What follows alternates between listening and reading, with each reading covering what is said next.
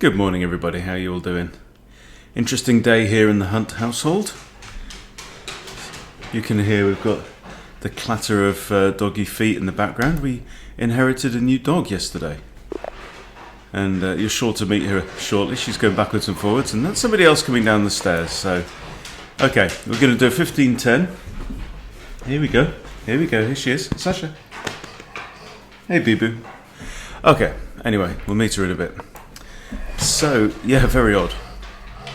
So we met, this is the Russo Gambit, familiar territory. We lost our German Shepherd about, 4 or 5 weeks ago. She'd been ill for 2 years, but she'd done really, really well. And she was 12 years old. She was called Sasha. And then my wife had always said, whenever I'm like away on a trip or something like that, she was always glad to have a wolf in the house, right? And have a German Shepherd in the house, because she would lie next to her at night. She'd protect her. She wouldn't let anyone, get in and stuff like that. And so she'd said, I never want to be without a wolf. And we've had a month, 6 weeks without a wolf in the house. And then one of her girls, Sally's daughter's school friends, put on Facebook that she needed to rehome this husky cross. So, and it turned out she's 3.5 years old and she's called Sasha. So he thought, well, that's fate. We have a vacancy. And opponent's having a very long think about this gambit. Okay, and has played the best move. Well, clearly here the issue is that the knight's hanging, so if the knight takes here, I think I have to play knight f6. Basically, the general rule is anytime this line opens up, you play knight f6. Alternatively, queen f6. Or if you can get your bishop out to f5, then that, okay. Queen can't come out here now.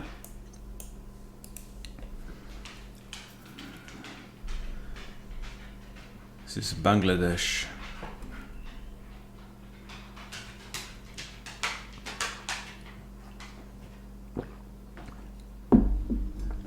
So if I'd have just taken the knight there,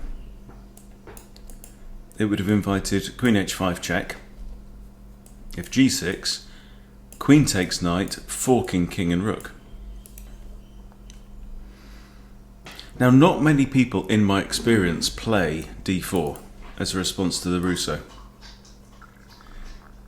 You gonna come and say hello to the boys and girls? Are you gonna come and say hello to them? Are you gonna come and say hello? Look at, how cute is she? Hello. Okay, so the knight has taken, I've gone there. He's really taken his time. Okay, so captures, attacking the rook. I think I can now counterattack the bishop. I think that's the right way to go. Now, I don't really know the theory very well on this one. Or lose my queen.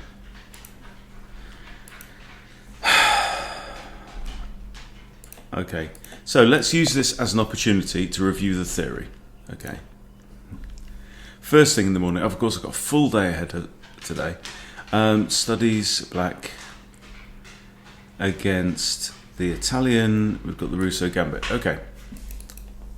So, here it is. And it's important, you can feel the sting of a blunder or a loss like that. Okay, so we've got declined d4.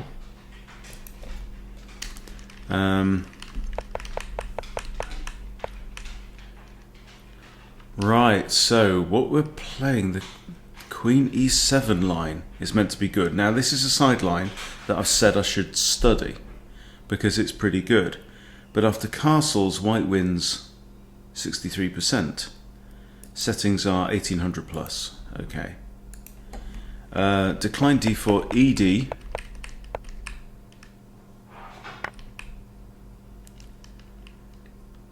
So ED is the line. I think I've seen Levy play this line and recommends it.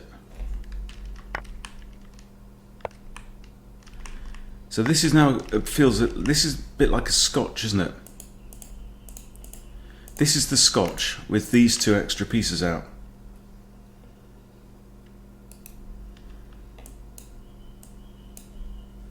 So I'm wondering if there's a kind of Steinitz version. Might be worth looking into. Okay, so is it in all my lines that we play ED? So did I just mess it up?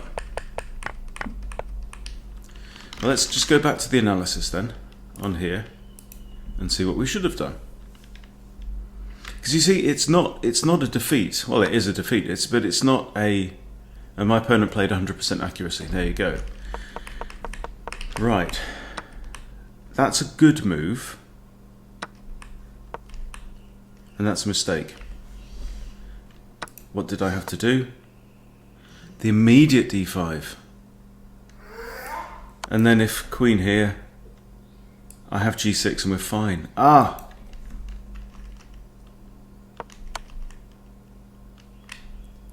The immediate d5. Okay, well let's just check out this position from the lead chess point of view. FE is the most common move with 40% win rate for black. ED. But look at this, guys. Look at this. Top 6 moves, 7 moves, 8 moves. Every response here from black is better for white at 1800 plus.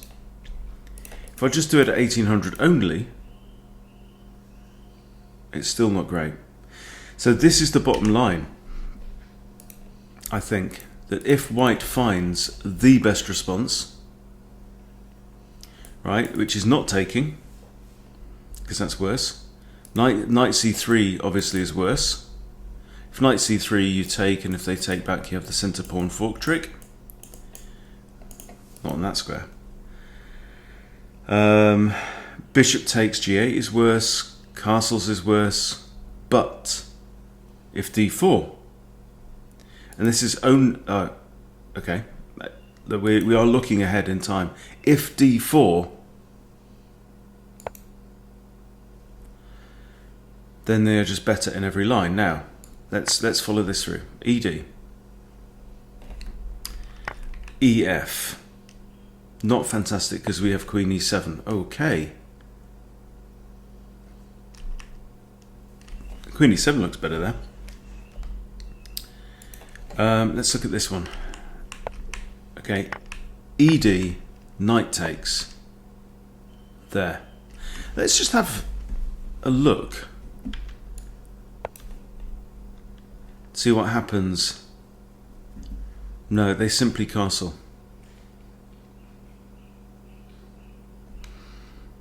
Right, they castle. We can trade knights.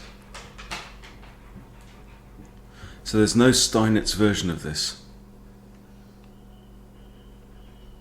And yeah, you can't take it. Basically, the difference is that with the Steinitz, the Steinitz variation of the Scotch is that the bishop's already out, so white can just castle away.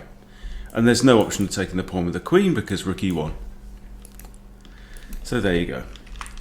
Right, shall we try and do one a bit more properly here and concentrate? Okay, we've got the white pieces this time against the 1658. And I'm now 1558.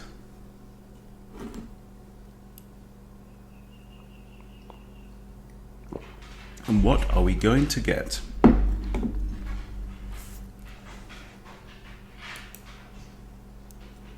From Colombia. And he's going to abort in half a minute.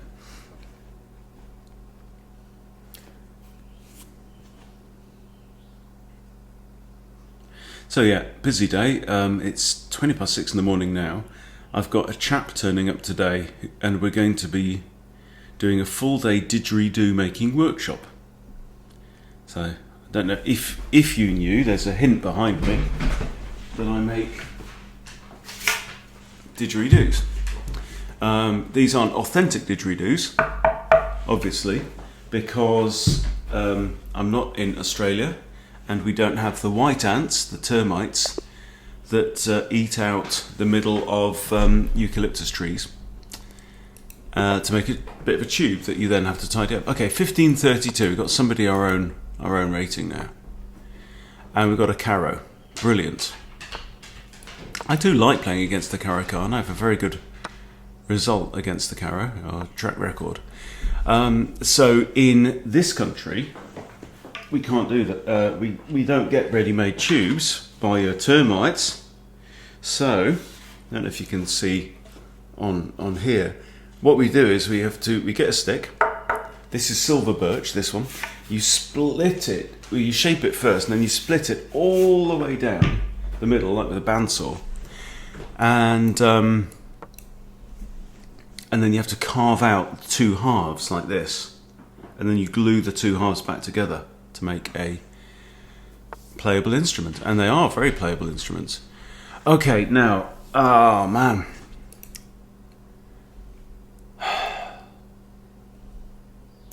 Is it that? This is a funny line, and I have a...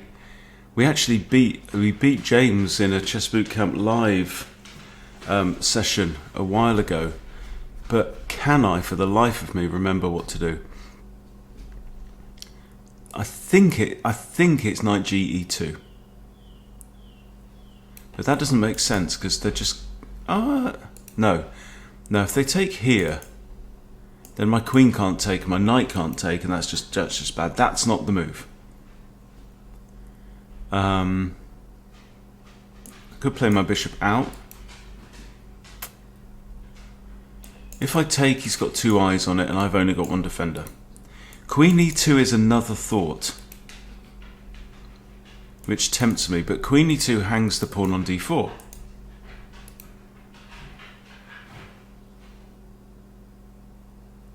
So I cannot remember what the move is here. G4 comes with tempo. The least problematic move here is to develop the dark squared bishop.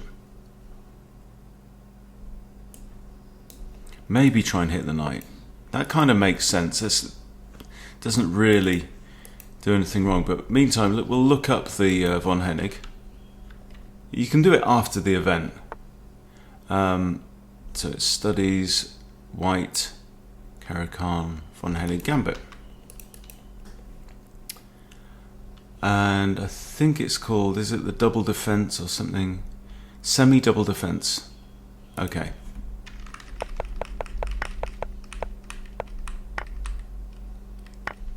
Oh, we take and what? Really?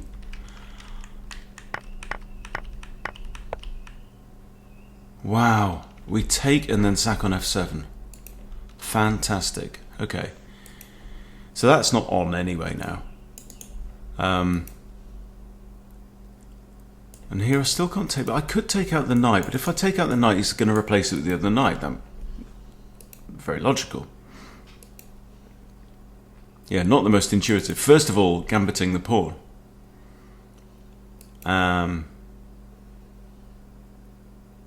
Wow, that's one to look at. Because I bet I've seen this line maybe a dozen times. Okay, well, let's take this from first principles then. My queen is actually no longer needed in the defense of d4, so I could play, for example, queen e7, which I quite like. Knight here, should he take, and that, it's not the end of the world actually, but then what's my knight doing? Because really, if this pawn takes here, I'd like to recapture with the knight. So my feeling is queen e2 and long castles is the best kind of solution to my problem. So what I'm really trying to get into right now is playing a bit slower chess and changing the way that I operate to some degree. Now I think I can castle here, but let's come back to that. I want to finish this point. First of all, you frame the problem. Okay, what is the issue? What is the issue here? Well, I'd like to capture this pawn. The pawn is defended twice. I only have one attacker, right? I'd like to put a second attacker. My queen was required for the defense of d4, but after knight b d7 is no longer required there because the black queen is no longer attacking it. Okay, I would also like to long castle. Then my rook will be on d1 defending this pawn. So can you see what you define what all the moving parts are? And now I think long castles is fine because I'm defending b2, which is currently under attack and not defended. I might drop my bishop back there. My rook will be defending d4. Seems okay, right? So first of all, you frame the problem that you have to solve, and it's not a problem as in, oh no, this is terrible. It's a problem as in this is a mathematical equation that you have to solve. It is question number whatever on the quiz, right? It's a test. And then what you need to do is you need to find the move or the idea or sequence of moves that best solves the problem. Okay, we have e takes f3. Splendid. Now, chilling. Obviously, knight takes f3 is the way to go, I think. Reasons. 1, develops a knight. 2, connects the rooks, which queen takes f3 does not. And there's no way I'm moving my queen. It gets the knight into the board, it controls more of the centre. My queen is still in line with the enemy king, knight f3. Stop thinking at that point. I mean, a quick scan for potential threats. Now, opponent has a bit of an issue. Opponent has a slow bishop here. And yeah, so we kind of expected that. Now, should I push here? This pawn can't take because it's in a pin. This pawn takes 1, 2, 3, many attackers on this pawn. So it's a thought. It is a thought. I would like to stop him castling if I can. Now, next question is, what's this bishop going to do? Well, it can't go there, it'll get took. There, maybe. Not there.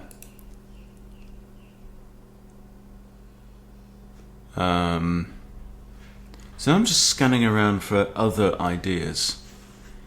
That doesn't work. Got 10.5 minutes. Opponent's playing quickly. If I take the knight, we're just going to have knight takes. So absolutely nothing has been gained there. If I go in here and knight takes and pawn takes, yes, I open up the rook. Knight takes, pawn takes. This knight will then vacate. If I go in here, knight takes, bishop takes knight. If I go in here and he even castles, I take this knight with a fork on rook and queen. So that seems to me to be an attractive move. Knight takes knight. I've got options. I've got queen takes, I've got pawn takes, I've got bishop takes f6. This is what I'm trying to do. Since I had that over the board game last week when I got a 2200 guess the ELO off chess.com on a long game, this is the way I'm trying to be. I'm thinking, look, if I take things slowly, if I don't rush like I did in the first move and completely, put my winkle up my own nose, then hello. Then I'm capable of playing a very reasonable level of the game. Okay. My opponent has developed his bishop to b4. I do have... Now I'm jumping the gun here a bit, right? Right, my knight is under attack. If I allow him to take and I take, then I've got a problematic pawn structure. Potentially. With a bishop still staring down at here. My first inclination is to move the knight.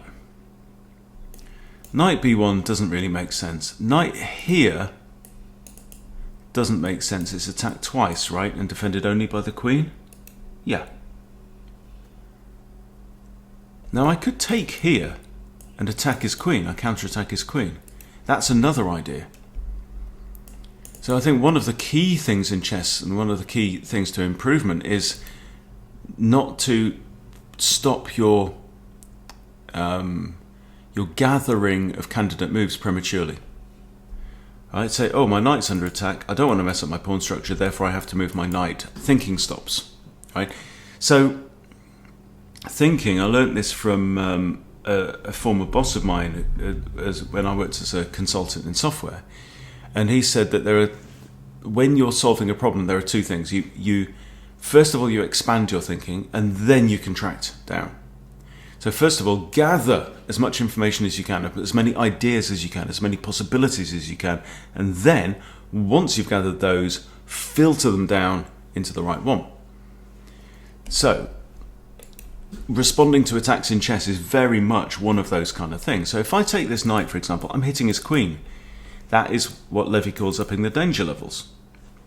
Right? Then if he takes the knight, I take the queen, I'm hitting the rook. Right? I do this, he takes here. King's not going to take and give up castling rights. I take this. What if I take this? He takes here, then I take that. Then his king has to move. No, he doesn't. Then he's got checkmate. That's the problem. You see? Just thinking ahead. I take this though, I attack the queen. I take this, knight takes. I could also just like lift my queen, for example. Queen e3. Defend the knight. Takes. Queen takes. I don't think he wants to give up his dark square bishop. I could put my queen here or here. I can't go here. Where does it want to be? That's the thought. So, but knight takes here.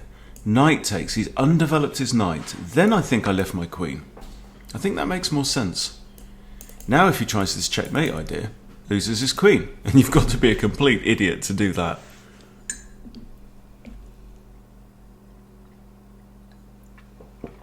But I need to explore that. Rousseau D4. And I think the issue here is that I need to satisfy my own mind. Is the Rousseau gambit even viable from this point? Or is it a blitz trick? Is it played ever at the master level?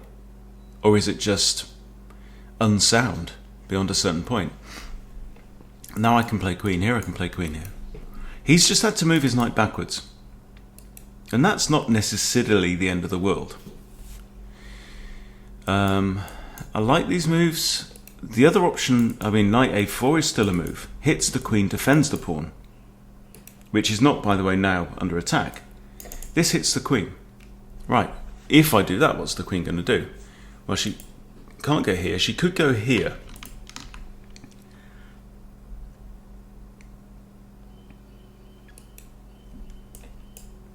Queen there. Can I even push b3, for example? He wants to castle on the next turn, yeah? Oh, I've got 6 minutes. I better get a shake on. Knight here, though. Oh, I quite like that idea. I do quite like that idea. See, his knight's just got worse, and my knight has just got better. Plus, my knight is now guarding the square that his knight just vacated. And I don't see an immediate risk. Bishop takes, queen defends. Bishop b3 is a nice looking move. Favourite move of Fischer's. Develop your bishop, then drop it back to a square where it's defended twice by the pawns. And it feels to me here like, although we're still a pawn down, I expect black to castle, actually. Although we're still a pawn down, we have a lot of activity. We have completed development.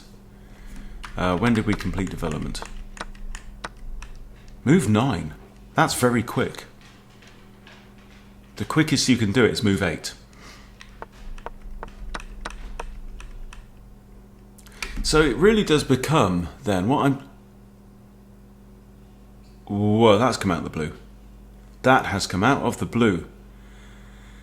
Yeah, it's become more of an exercise in in challenging myself on each turn to try and find the best move. And I think that is just quite simply, without sugarcoating it, the way to improve at chess. Play slower time controls. Now, I've already spotted this move a3. And I'll tell you what I like about that. Can't go there because of the pawn. Can't stay there. Can't go there. Knight takes check. And if he goes here, I've got bishop takes, king takes. And he's... I mean, I don't have to take with the bishop. Still got tension here, though, as well. But I kind of like this. It's kind of kicking him away. It says he's disconnected as well, which is annoying. So, queen attacks this, it's defended. This is the other big thing, coordination. Oh my goodness. Defended, defended, defended, defended, defended. Defended by the queen. Queen defends that, right? Knight defends the bishop. So everything's coordinated, but you can also then spot things that are only defended once. Where, for example, the sole defender might be a liability. If the sole defender, for example, can be kicked. So this knight could be kicked away by a pawn. I mean, obviously that would be very bad because it would be a fork. But then this bishop might be a threat. I mean, not strictly, but you get the idea in principle.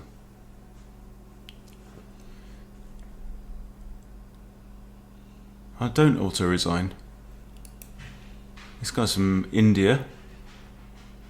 I can't pronounce Anub Havch. Or Anupav CH, maybe. Don't go, we've just got started.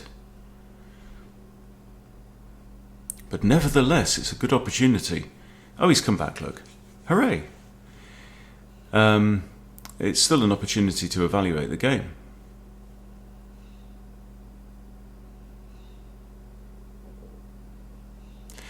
But if I have to give up my Russo against the Italian, that really does throw a bit of a spanner in the whole Freddy Krueger repertoire, because the Russo is very, very common. In fact, while we're here, I'm gonna pull up opening tree and see.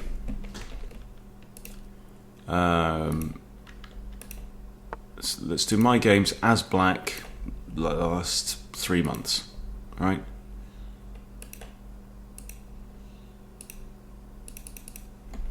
Start of March. Okay. We'll just have that going on in the background. All right, back to the game. Okay. Missed that. Completely missed it.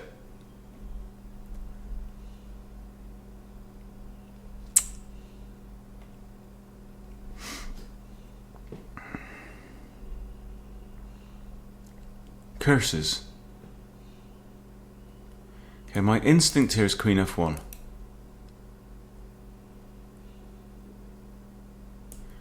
Is Queen there an idea? So let's say he takes here, I recapture with the other rook.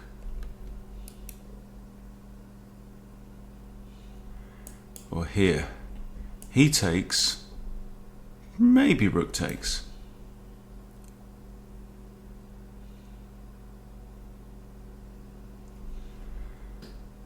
This bishop is still under threat.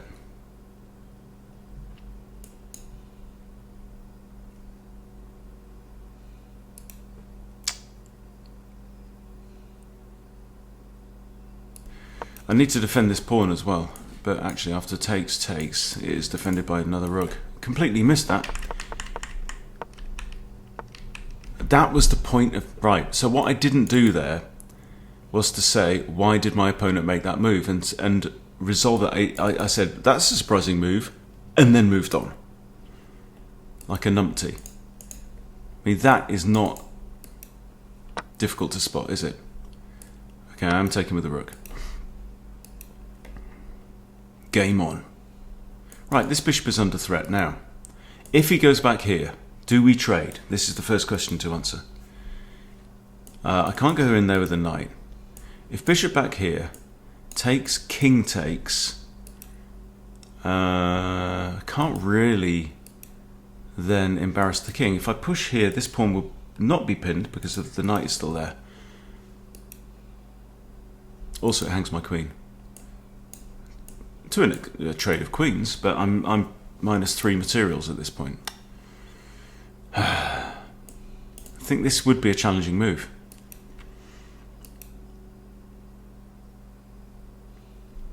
So yeah, I mean, this is what I teach in lessons, is literally when your opponent makes a move, particularly if it's a surprising move, then you have to answer to your own satisfaction. Even sometimes if it's my opponent is just pushing wood and doesn't know what to do, right? My opponent's just killing time and playing a waiting move.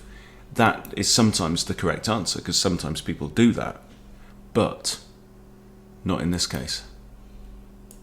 I have maybe Rook F1 attacking ideas up here. I'm kind of expecting this move though. I do not know how I'm going to respond to it. Probably. Oh, he's got all the way home. He's gone wee all the way home. Now, there. Takes. I'm kind of liking. Just on principle, I'm liking. Here, double check. Or there, double check. And he can't capture. Right? He can't capture the knight because he's still in check by the queen. Whether it's on this square or that square. Right? So he has to move the king. And where can he move the king? No, you're joking. We checkmate. He can't move the king. Oh, curses. See, I'm definitely not on full form today. That's what you get for recording videos before your blooming breakfast. And now this is just losing. Just losing.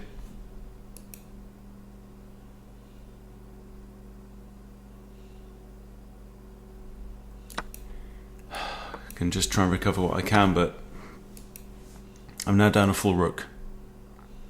Down a full rook, 5 pawns each. Opponent is still in the middle of the board, but no. Terrible game. We can resign that one. That's okay. Right? You live and you learn. And yeah, because I've got a busy day ahead, I did not do that properly. But we have some important things to do. First of all, the double defense.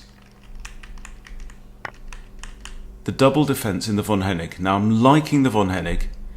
Von Hennig at this level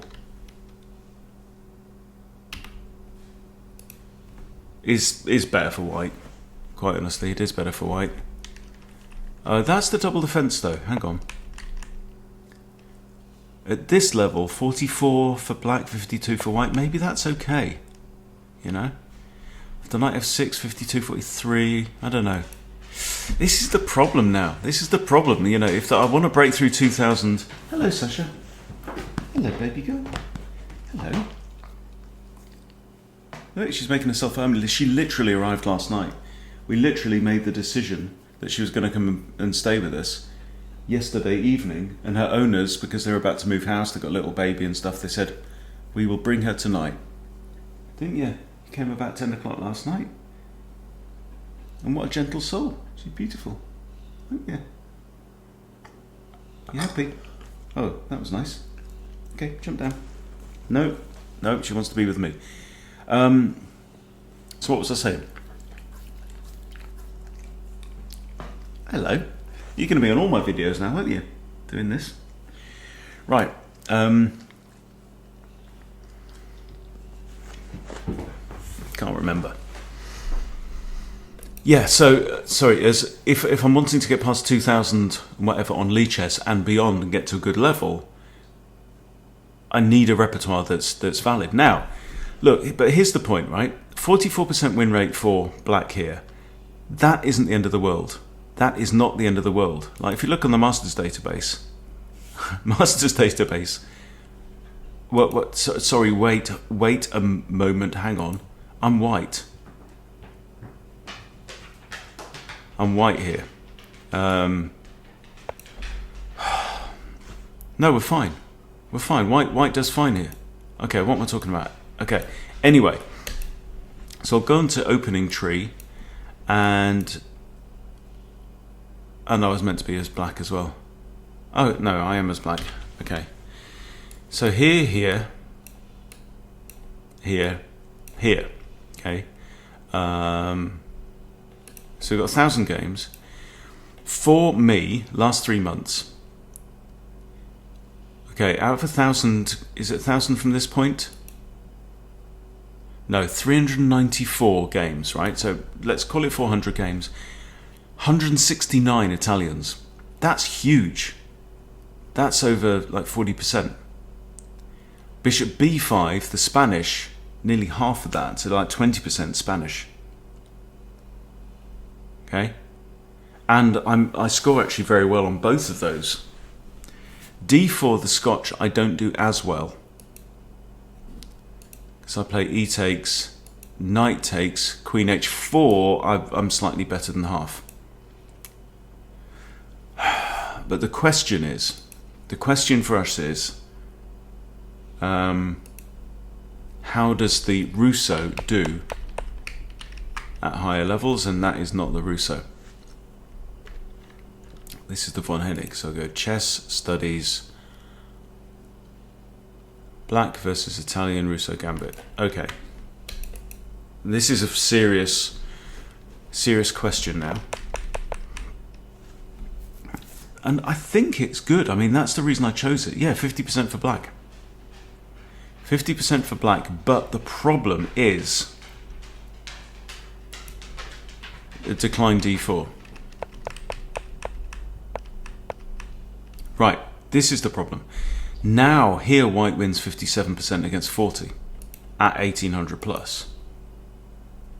But then we found this queen e7. Queen e7, only played 1% of the time, is 50-50 or 50-49. Okay, so let's have a look at this.